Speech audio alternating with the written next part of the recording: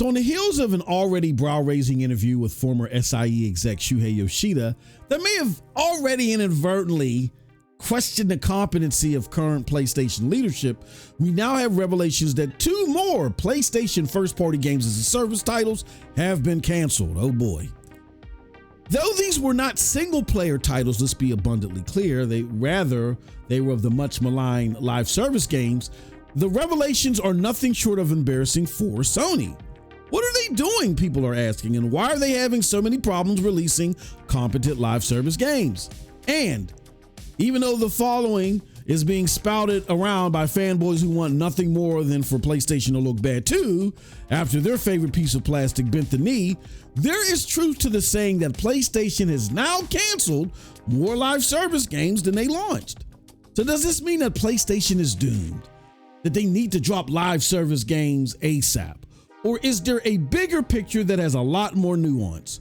We'll examine this and more in today's video. With no further ado, let's get into it. What's up, people? It's your boy MM2K, back again with another episode of Quick Dose. This is where we talk about the latest and greatest in these gaming streets. And man, oh man, do we have a big one for you today. But before we get into it, do us a huge favor, hit that like button, hit that subscribe button, rock those bells for notifications, please. And when you rock those bells, make sure they are set to all so you don't miss a single piece of content that we have ready for you. All right. So in order for me to break down this thing and answer the question, are they doomed? Do they need to drop live service, or is there more nuance? And of course there's more nuance. Why the heck do you think that I, of all people, would be doing a video unless there wasn't more nuance? Let's go through the story. All right. So first, let me pull this up. Okay. So this is the article from Bloomberg, courtesy of Jason Schreier. And this is Sony cancels 2 more PlayStation projects in broader retreat. When you read the article, it talks about, Sony Core PlayStation has canceled previously unannounced games at 2 of its subsidiaries. The company said the games at Oregon-based Bend Studio and Texas-based Bluepoint were both live service projects designed to draw reoccurring revenue from players. A company spokesperson confirmed the cancellations in a statement. The spokesperson said the 2 games were canceled following a recent review. That's very important. I need you guys to pay attention to that one because we're going to follow what this recent review was and how important it is to this to the telling of this whole story. And that PlayStation will continue making both online and single player games. So Sony didn't say if the cancellations will lead to job cuts, but in other reporting, I think from Jason Schreier himself, it said that the games were now get this, folks. The games were a live service game from Bend Studios and a live service God of War game. Yeah, I said it, a live service God of War game. It brings me back to what I said about Concord. Who's asking for this stuff?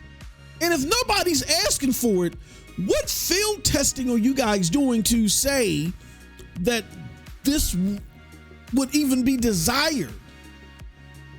Like a lot of these things that PlayStation is doing on the periphery as of late, and we'll talk about the source of all this bumbling, but all the stuff that they're doing as of late, you got to ask yourself, who was doing the quality control that even greenlit this stuff? I mean, I'll talk about in a little bit if it's a good thing that it's being canceled, but an online service God of War game? Who even asked for that? What is going on here? All right. So I will say up front, I don't think nobody's upset or missing that. And then there's the question of, well, now you guys aren't getting single player games. And there's some confusion there. And we'll show you in detail. I do want to say off the bat, it's been made abundantly clear over and over. And Yoshida just said it themselves. A lot of fanboys, they kill me because they want to quote Yoshida and post him all and clip him all over the internet and say, even Yoshida said that this, and the other. But they apparently missed where Yoshida said that the support and the funding for these live service titles is a separate expenditure. There was resources and stuff put towards that. So when you talk about resources in gaming, you're talking about money and people. There were separate resources to handle these live service games. Meanwhile, their single player expenditures were already, what they were going to be regardless if they were doing live service or not. Okay. The argument is, again, and I understand the argument, and I'm not mad at anybody making this argument. The argument is, even though this hasn't affected what you had previously planned for your single player expenditures, why not give us more? You had the capabilities of giving us more. You got extra funding. Why didn't you use that extra funding for more single player experiences? You can never have too many games, right? So instead of you fumbling around and maybe giving us 2 first party AAA bangers, single player AAA bangers, you could have given us 3. I'm not mad at that argument, but there's a lot more nuance to it. Okay.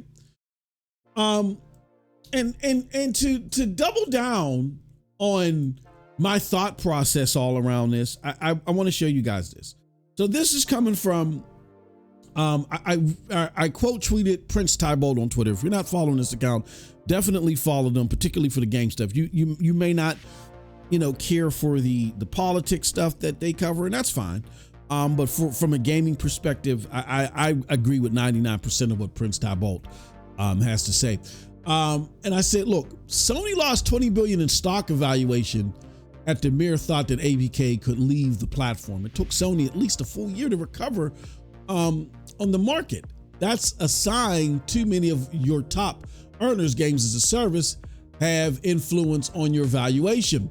And I continue, that said, it just needs to be done way better. And of course, we're going to talk about this on the conjoining NRO podcast, right? So if you're watching this as part of the podcast, stay tuned, because Cold Blood and I are going to deep dive this and talk about this even further. But if you're watching this as a separate VOD, just stay tuned. At the end of the video, you'll see cards that'll point you to the show. But here's what Prince Tybold said. Now Porter Rock said, shout out to Porter Rock. He said, told you Sony's live service strategy was a bad idea. And I agree with Prince Tybold. He says, I don't know if the idea was bad, but the implementation was awful. And then here goes a suggestion I can rock with. He says, what they should have been doing is building a team with ex-dev of multiplayer and live service experts and getting them to work on third-party studios known for doing decent live service. I mean, to me, that would have been common sense. But something happened. What happened? Why didn't they do that? Because that's the common sense thing to do. We're going to get into that. All right. So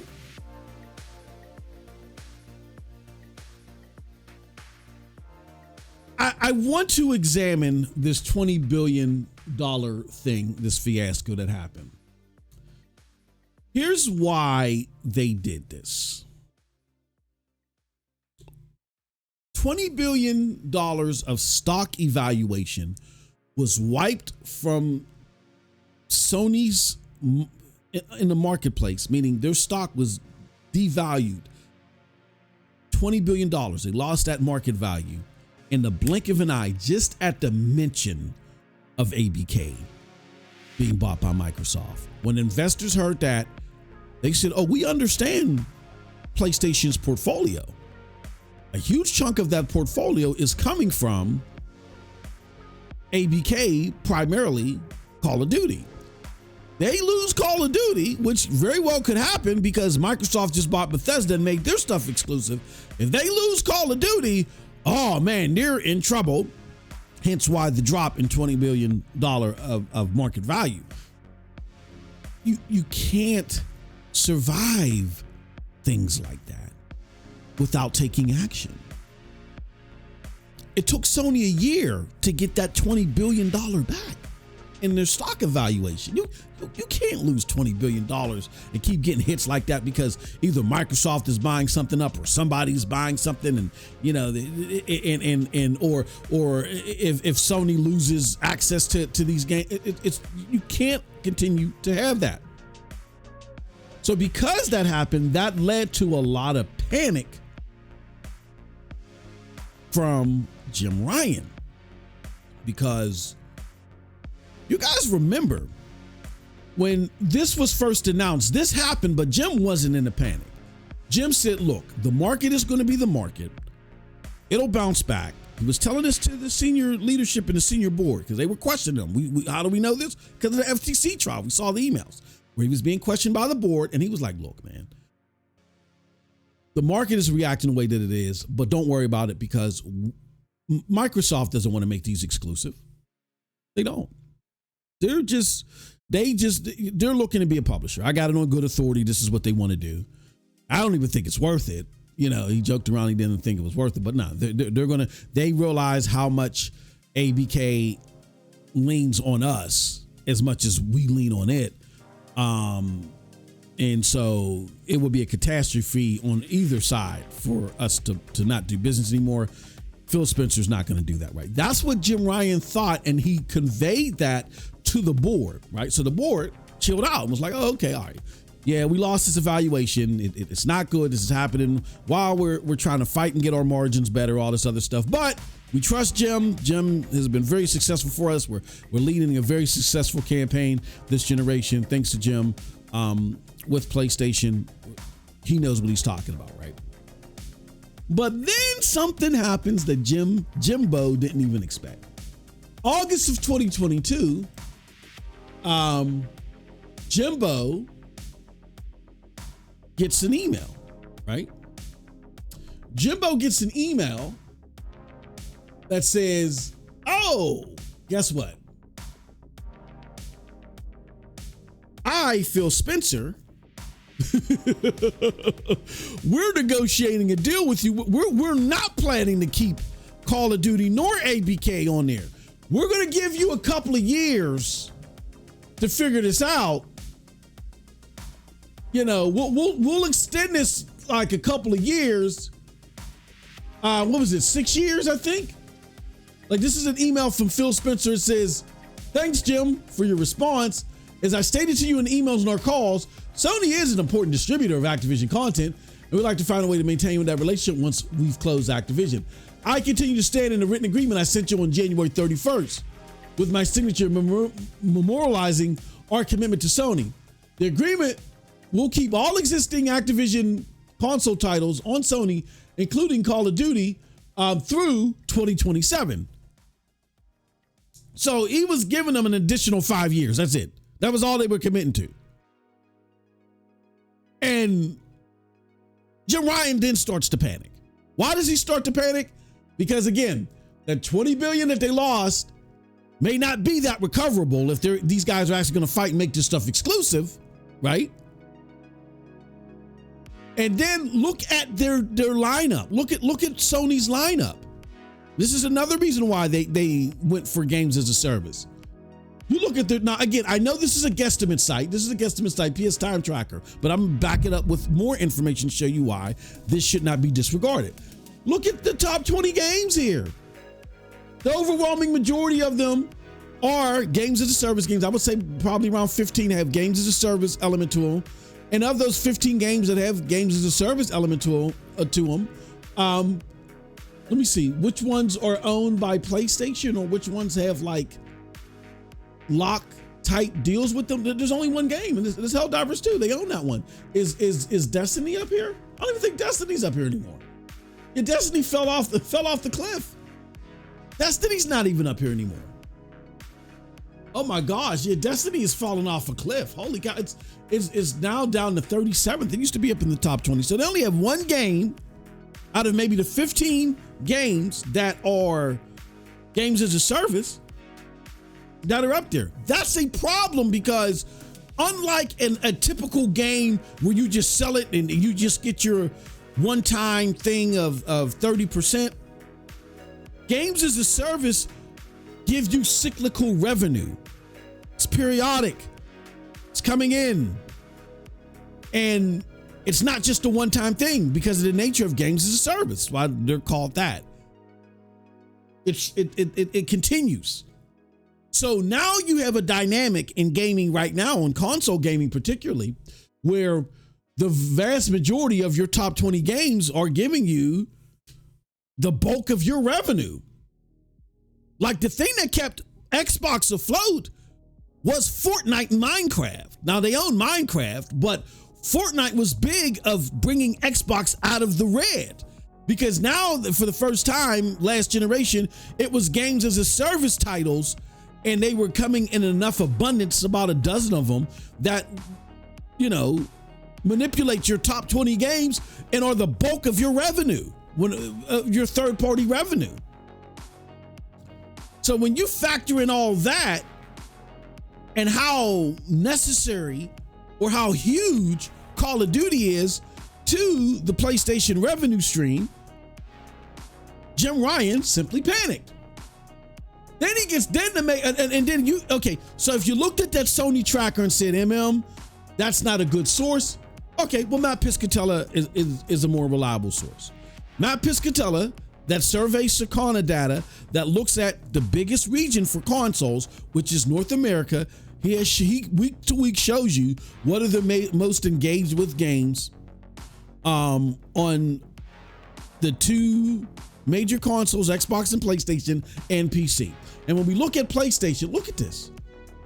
Look at all these games: Fortnite, Call of Duty, Grand Theft Auto, Marvel Rivals, NBA 2K25, Roblox, EA Sports, college football, Madden 25, Minecraft, WWE 2K24, Dragon Ball, Sparking Zero, Rocket League, Rainbow Six Siege, Mortal Kombat, and Helldivers 2.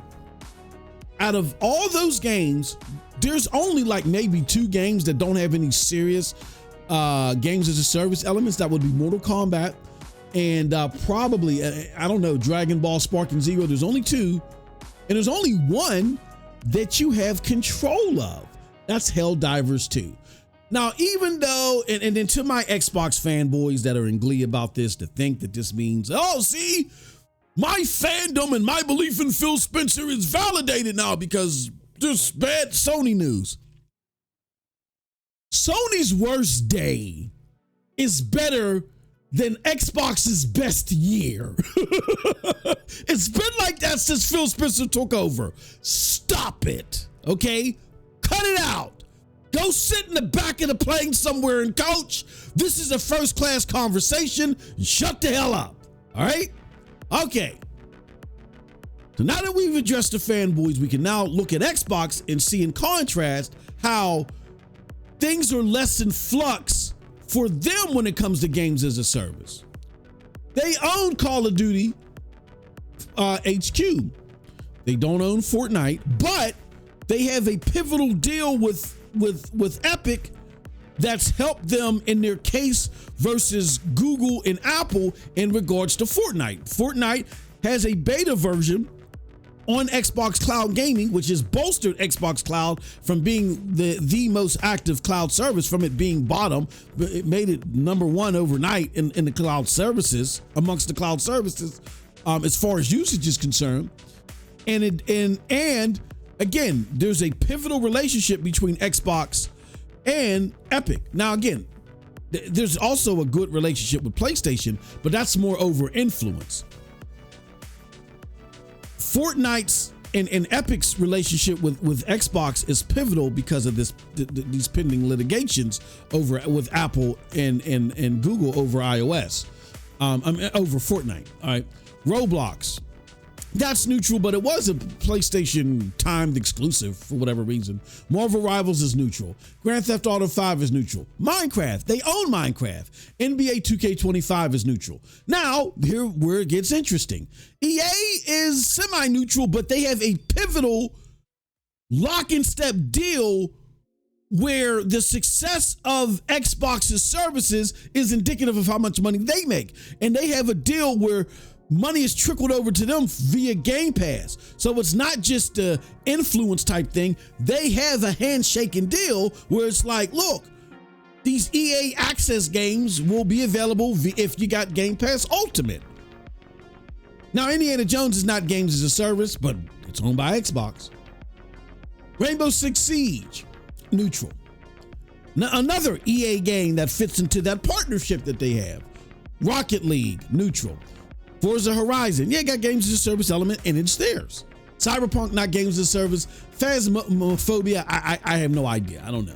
But you see where even though Xbox can't put a dent on PlayStation when it comes to a competing marketplace, but whatever little bit of money that they get is a little bit more secure on their end, because also their games as a service is more instrumental, but they have a little bit more stability there than PlayStation does. PlayStation is just operating off of influence.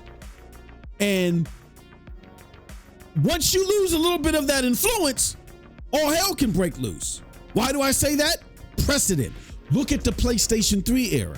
All it took was for Sony to lose some of its influence, and a whole crap load of games that were exclusive there, they then started signing deals with Xbox because they were raising in influence. That almost bankrupt Sony. Yoshida talked about he didn't even think PlayStation was going to last. If it wasn't for the TVs that Sony was selling, a specific brand of TVs that was able to incur the cost that was coming from PlayStation, even Yoshida thought PlayStation was going to go the way of the dodo bird. So with that said, losing influence on something that's bringing you so much money is dangerous for PlayStation. They were already there with PlayStation 3. They don't want to go back there again. So I get why there was a sense of urgency. The stupid thing for PlayStation under Jim Ryan was the purebred panic that they went through. What's the first thing that they did? Started borrowing money for games as a service, which I don't think necessarily was a bad thing. This part wasn't bad. They borrowed money.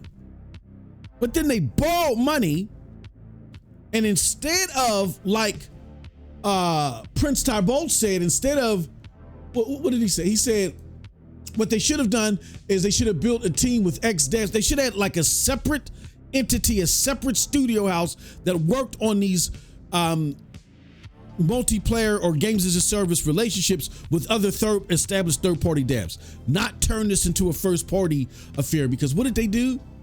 They not only went out and got unproven first-party multiplayer devs, and that's starting to fall in their face, but then they took their single-player experience first-party people and tried to turn them into games as a service developers. We've already heard, I believe, from Jason Schreier and others in the past that developers were becoming disgruntled over this. All right. So here's what happened. We're going to go in chronological order here. All right. Jim Ryan gets that letter from Phil Spencer, totally uprooting what he was telling the board at Sony to just calm down. I know we lost the stock evaluation, but it'll come back. He's like panicked, like, oh my God, I told these people this is going to cost me my job. So what does he do? He goes and he acquires, again, an unproven studio, Firewalk Studios. Then, and that's in April of 2023. Then in May of 2023, they announced their games as a service strategy. Now, in between all this, they also go by and spend $3.6 billion on Bungie and expect Bungie independently to help them with their games as a service stint. The problem with that is,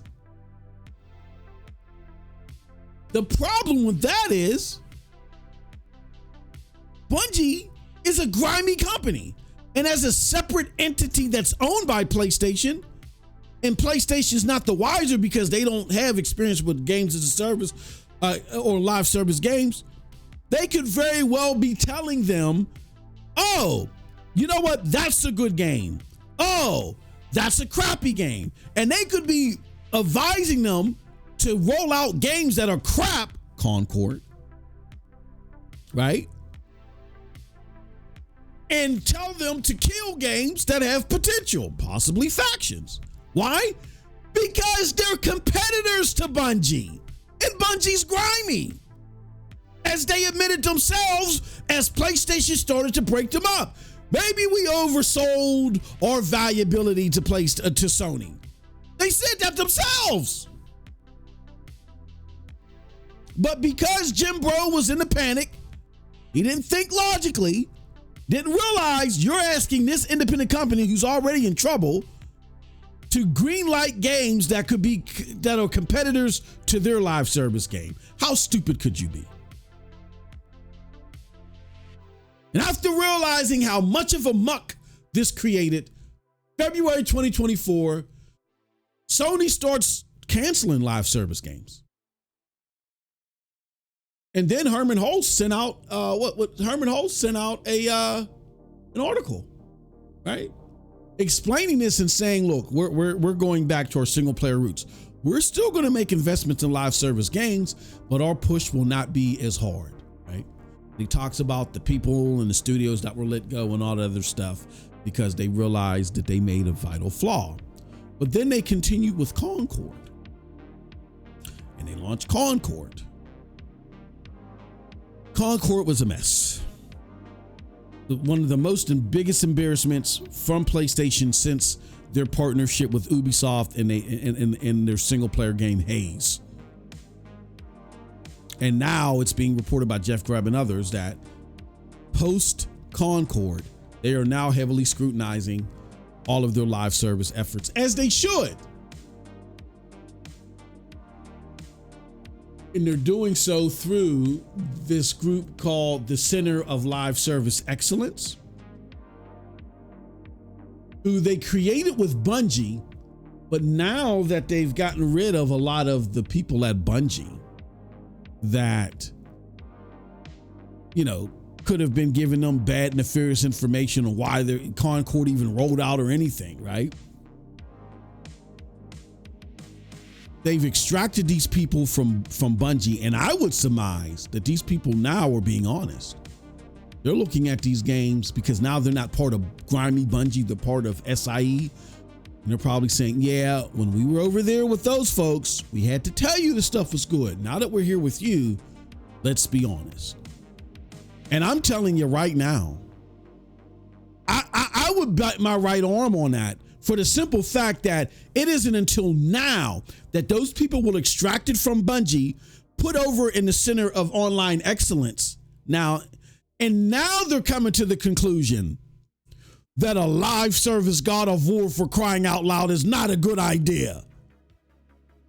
Bungie is a mess, man. Bungie is, they on some stuff, bro. How grimy can you be?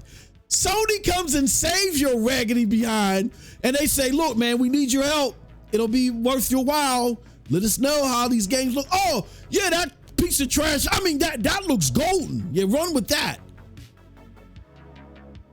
They really, it appears that they really were telling these bugs that a live service God of War game was this stuff. But you can't put everything on Bungie, because why would you green like this? Number one, Jim Ryan, why would you green like this? And apparently with Jim Ryan gone and you got two extra set of eyes on it in Hiroki Totoki and Herman Holtz, y'all still thought this was a good idea?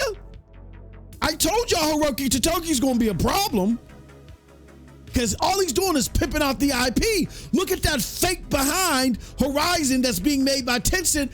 He gave them approval of that. And the reason why they're not calling it Horizon, or he's allowing them to do that, is he probably pimped out the license for them to do that. They gave it a different name because it's going to be multi-plat. And it says a lot that it's not coming to Xbox. So there probably was some deal like, don't put this on Xbox at first. It'll probably come to Xbox later. But because it doesn't have the Horizon name, Hiroki probably thought they could wash their hands of it. But they are, it looks like they are fixing some of this crap at the very least with this Center of Online Excellence. Yes, it is a real thing. But thank goodness they're there. And it looks like now that with the Center of Online Excellence, they are they're like, look, man, yeah, we weren't upfront up at first. Let's be truthful. Okay. All right. Here's my diagnosis, and then I'll go into the conclusion. Here's what I believe happened. And think about it like this. And I had this conversation with Coldblood earlier today. Because he's one that believes that, and he'll elaborate on this himself during the podcast. Definitely check it out. And I don't want to speak for him. I just want to put you in the mind state of our conversation, which I don't blame him for how he looks at this. I just look at things through the financial prism, and I always check how the sausage is made and how things work behind the veil, because I want to know everything before I make my decision or I plant my flag on a stance. I want to know everything, make sure I'm making the best sound decision on the thing that I'm pushing. Think about what happened with Sony's live service push and why it's still a necessity despite all this mess. Imagine you're Jim Ryan. Or no. Jim Ryan one day gets a call. And during that call, somebody from SIE says, Jim, we need you to make a 6-hour road trip and meet us for this emergency meeting. You can't avoid it. You have to meet us here. And the 6-hour road trip would represent the dire urgency to get a better stranglehold of your games as a service titles, get more control over them instead of just having influence, right? So he's like, I got to make this trip. This is an emergency, but I haven't eaten. So instead of he's like, look, if I leave right now, it'll only take me 4.5-5 hours to get there, but I got to go right now. And I just got to grab something to eat. So instead of him sitting there thinking, well, if it's only going to take me 4.5-5 hours to get there, I got 10 minutes to spare on something to eat. Let me just make me some toast or something, you know what I'm saying, to hold my stomach in. No, but what he does is he sees some old Taco Bell that his kids brought in that's been sitting there overnight. You know what gives him the runs, but he don't care. He's got to get something to eat, and he's got to go on this road trip. So he eats the old Taco Bell, gets on a road trip, and there's no rest stops. There's nothing there. It's just all highway. And halfway there, he gets the bubble guts. And then he gets mud butt and goes all over his pantaloons, all over the car. I mean, it's just gross and disgusting and sticky and poopy soupy, right? He finally finds a rest stop. He got to divert his attention, stop the road trip where he got to urgently be there. He's got to now find some way to change his clothes, clean out the car, and get cleaned and hurry up and get back on the road so he makes the 6-hour destination. And that, my friends, represents Sony's trip through this. Again, the 6-hour road trip is unavoidable. That is getting a better stranglehold on your games as a service situation. However, instead of just taking, even though you had an urgent situation in your hand, instead of just taking a few moments and thinking a little bit more logically, grabbing something to eat that was going to fit better in your stomach, you scarf down some Taco Bell that's been sitting out overnight. Something that common sense will tell you is going to give you mud butt. But you were in such a panic you don't think logically. And what is the representation of the crappy Taco Bell? You go buy Bungie. You go buy Firewalk Studios. You pick up the people that make fair games. You actually release Concord. Right? Now that you got the mud butt, you got poopy soupy all over the car coming from your hems and your pantaloons. Now you got to clean yourself up. But you got to be expeditious in doing it, but you got to be expeditious and thorough, concise in doing it. And that represents this. The Center of Live Service Excellence, who are finally doing their job. The question is there still enough time to make the trip? And for two, next time you got to take this road trip, you're gonna go stuff. So next time you come across something to eat, I know you're hungry again. You just crapped it all out, or you again gonna get something that's gonna be disruptive to your stomach, or have you learned your lesson? I think that's the biggest thing to take away from this, as far as the diagnosis. Here's my conclusion. Look, at the end of the day, I'm sorry, y'all. Games as a service, regardless if you like it or not, and I'm not a big games as a service person myself, but games as a service in Sony's situation is, it's needed, but it's been heavily mismanaged. And again, to my Xbox fanboys out there that are now catching glee on this, cut it out. You wish that this was just your bad news, that you had a bad games as a service. Your pillar game, which is a games as a service, Halo, which your CEO of gaming said, this defines us, and if we lose Halo, we lose our way, was absolute trash. And now you got to put it on a competing platform in order for it to be lucrative. Stop. But I digress. I don't want to spend too much time talking to you goof nuts. Surely Hiroki Totoki, remember I always say, that's why we always say this here, Hiroki Totoki and Harm Host must be under the watchful eye to ensure that they right these wrongs. They don't eat any more day-old Taco Bell that's been sitting on the counter. And we also can't ignore Jim Ryan's role. This is where this all started. And it's probably the likelihood why Jimbo is kind of retiring a little bit early. I think it was a mutual thing. It's like, after everything I've done, you're going to nail me on this? I'm out of here. They're probably like, okay, bye. But he's not there now. So those in charge should have stepped up and definitely need to step up now to own these missteps and fix them accordingly. Next time there's poop soup in the car, I don't know if there's going to be anybody around, even if you clean it up. I got to get it together. All it takes is for a viable competitor to come in here. You got Nintendo Switch 2. That, again, they're not going to give you the biggest graphical fidelity or whatever. But if they got a competent enough machine that's constantly pumping out exclusives or whatever, you're going to have a problem. You're going to have a problem. With that said, that's it from your boy. Let me know what you think about all this in the comments section below. Because like I always say, here's what you think. Or here's what I think. I'm sorry. That's what you're saying to me. But if you did like what I had to say, check out the links below to follow me. Those links will lead you to Hard Knock Digital Culture, Cloud Dosage, and MM2K Gaming. With that said, peace. Have a wonderful have a wonderful day.